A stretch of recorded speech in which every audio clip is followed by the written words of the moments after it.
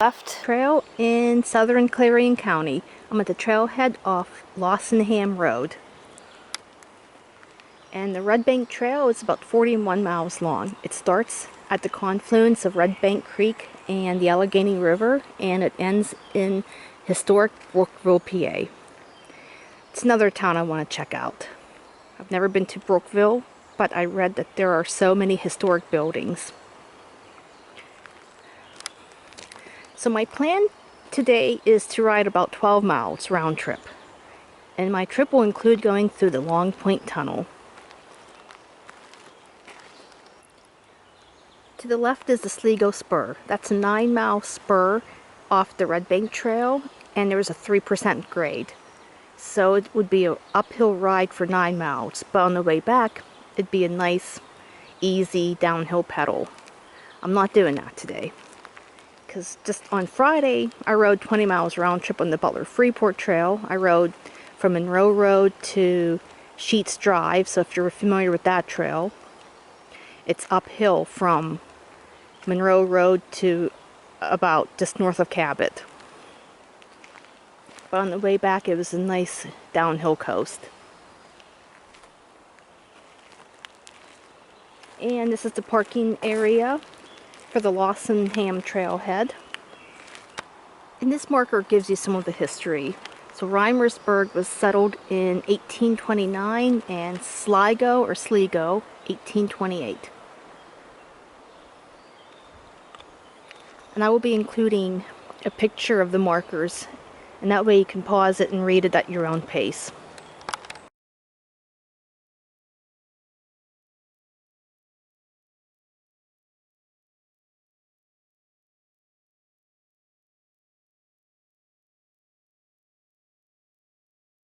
This corridor was built in the 1870s by the Allegheny Valley Railroad. And then the Sligo Spur was constructed in 1874.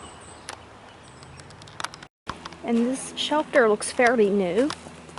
And it was an Eagle Scout project. And this marker shows all the donations. So kudos to James Logan Hicks. Thank you for the shelter.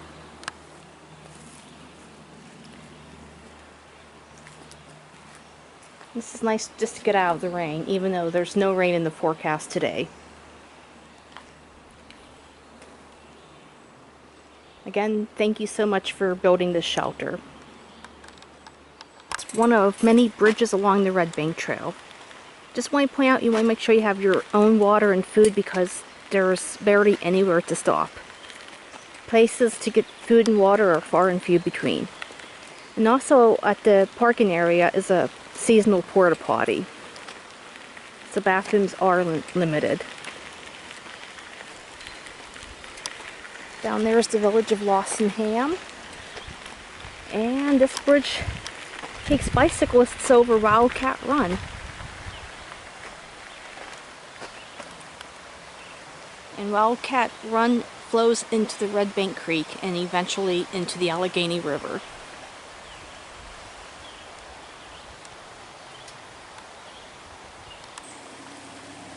There's the Stone Arch Bridge, and I'm viewing this from the Sligo Spur.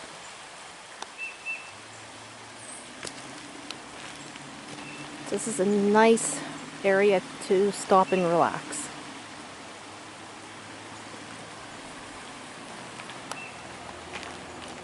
And this here is the Sligo Spur. I'm not going to ride it today. Maybe I'll save that for another day. But it's 9 miles each way. So it makes for 18 miles round trip.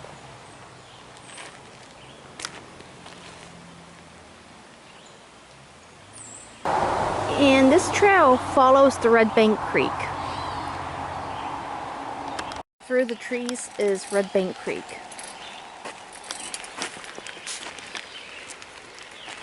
And the Redbank Creek creates the border with Armstrong and Clarion County. And right now we are in Clarion County.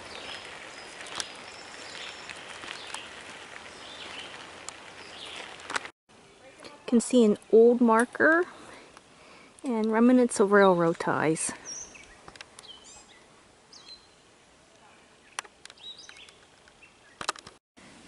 This railroad line carried passengers and raw materials like ore and iron ore.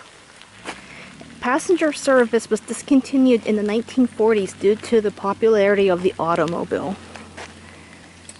And through the trees you can see Redbank Creek. Still kind of low despite all the rain we had.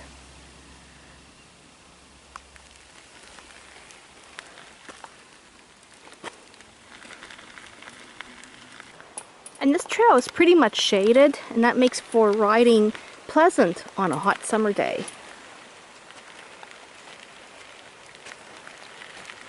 Most of the trail is undeveloped and you can experience the natural beauty. In 2014, the Redbank Trail received Trail of the Year, and that's a big honor. And it deserves the honor because of the natural beauty. This trail is beautiful no matter what the season, but I highly recommend you visit it in October whenever the leaves are changing. This trail has an easy, probably 1% grade, so it makes for some easy pedaling. And the section of the trail between Lawsonham and the Long Point Tunnel is very quiet because there are no roads around. So you don't hear any hums of distant traffic.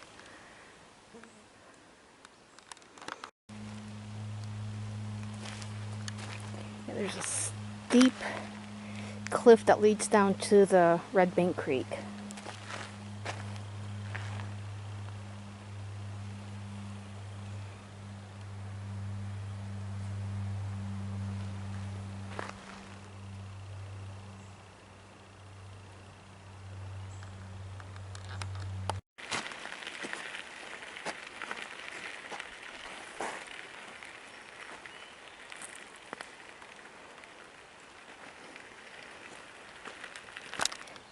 These sculptures are all along the trail.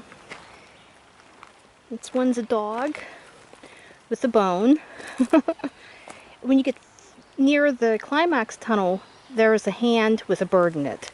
And there's a few other sculptures past New Bethlehem.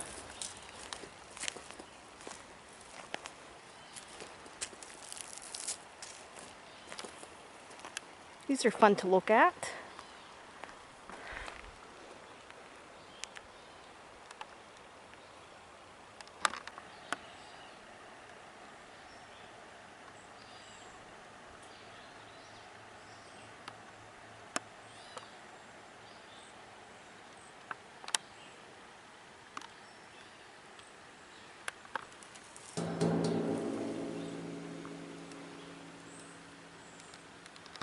The Long Point Tunnel is one of 3 tunnels along the Redbank Trail.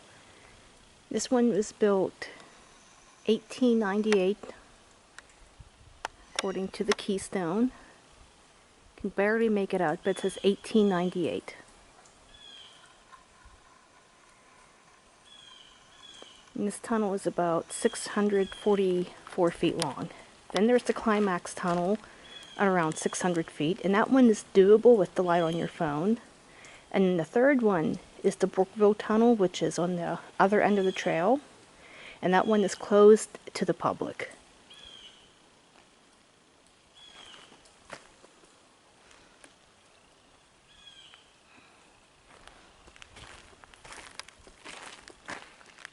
Just a couple weeks ago I rode to the Kennerdell Tunnel. That's about 3,300 feet long. So you definitely want to have a strong flashlight for that tunnel. Because this one, when you're standing in the middle, you can see both portals. But the Kennerdell Tunnel, when you're in the middle, there's that slight bend and it's pitch black. In my opinion, this is the creepier one. Just because of the stonework. But you know, you don't see this craftsmanship anymore. They don't make them like they used to. It's creepy, but neat to look at.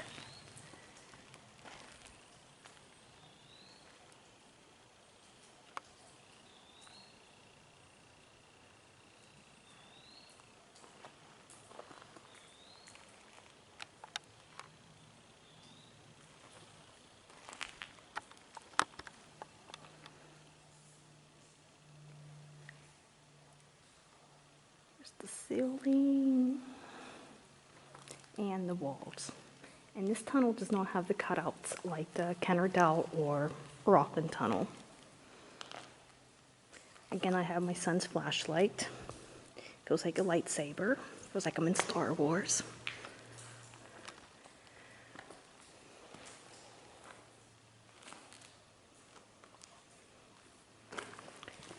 There's a slight bend. And you can see both ends while standing in the middle. And this tunnel is only 644 feet long, and you still want to have a flashlight. Now the Climax tunnel, that's doable with the light on your phone, but this one you want to make sure you have a good strong light.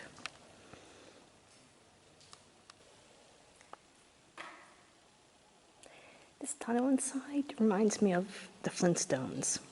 Yabba dabba doo. I love the way they drive with their feet. Their little cars, they move their feet.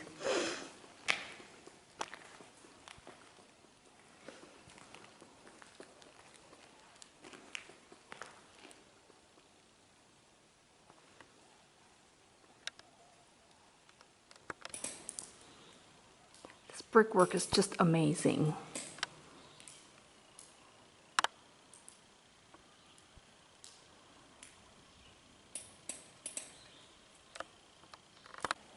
And this tunnel is unimproved, so the surface is quite bumpy and there's some wetness at the end.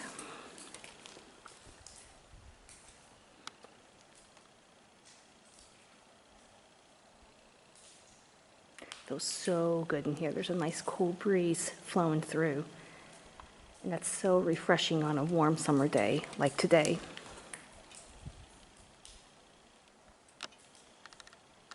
Looks like a right-of-way. I'm just wondering if the original railroad route went to the left, because this was put in the 1870s and the tunnel wasn't built till 1898, so I bet that was the original railroad.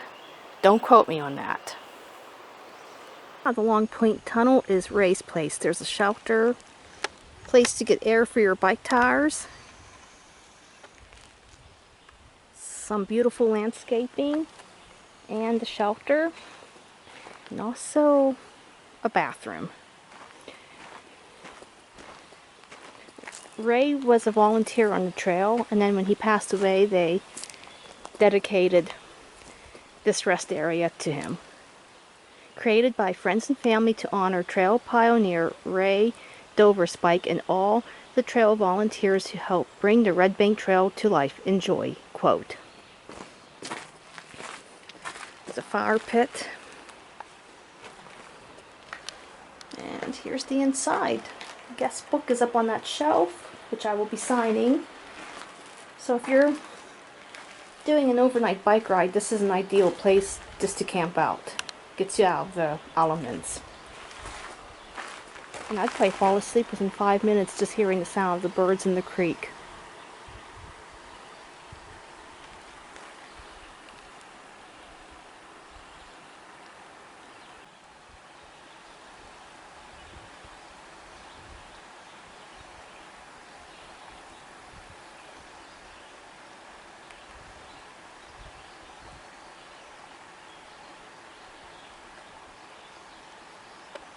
I think they used old railroad spikes.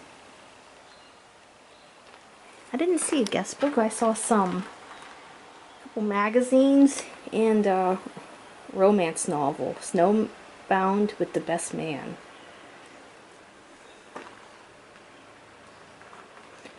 So this is a great place to read one of those romance novels. Just relax and read chapter after chapter.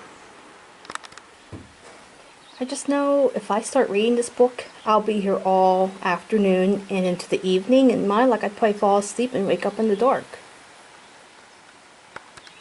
There are benches located along the trail. That way you can stop and rest your legs, have lunch, or sip some water. This bench is in memory of Robert M. and Lois June Bish.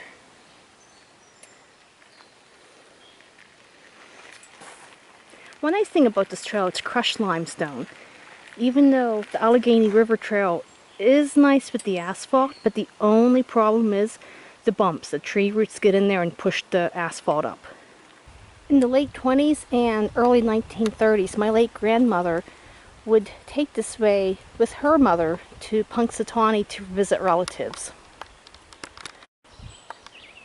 My grandma was a little girl at the time, and her mother would board the train in downtown Pittsburgh, come up along the Allegheny River on what is today's Armstrong Trail, and take this trail to Brookville and then transfer to another line to get to Punxsutawney.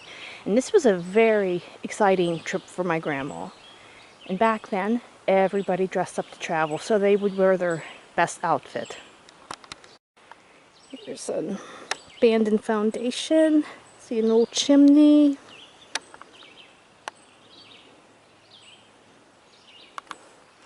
And there's a lot of history and remnants of industry passed along this trail. When you get closer to New Bethlehem, there are the coke ovens. There's some beautiful scenery, and the trail looks pretty much like this throughout its course. And all I can hear are the birds and the sound of the rapids from Redbank Creek.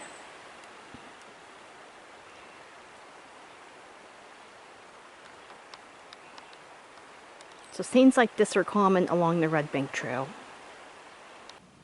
The mountain laurel are in bloom.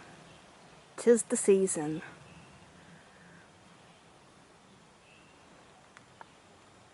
And these are all along the trail.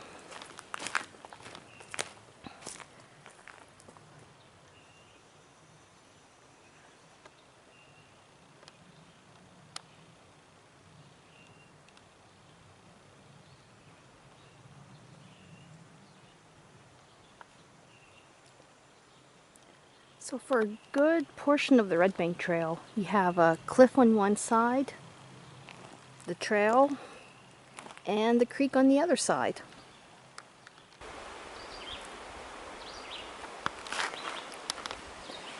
And one nice thing, all of the little streams are labeled. This one here is Middle Run. You can barely see the stream, but it's down there.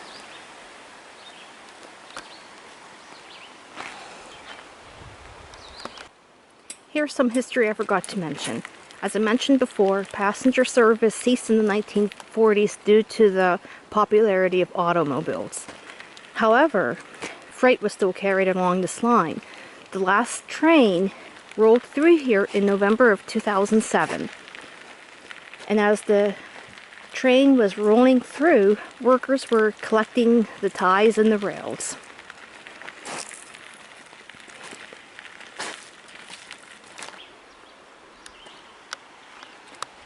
And this bench has a Bible verse, quote, "The elderly spokesman, delight in the Lord, and I will make you ride on the heights of the earth." Isaiah 58:14.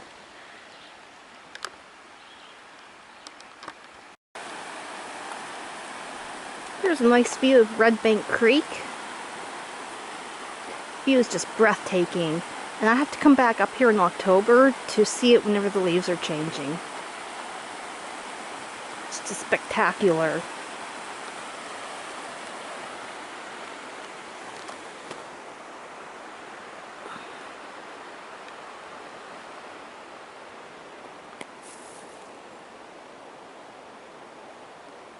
It's time to turn around.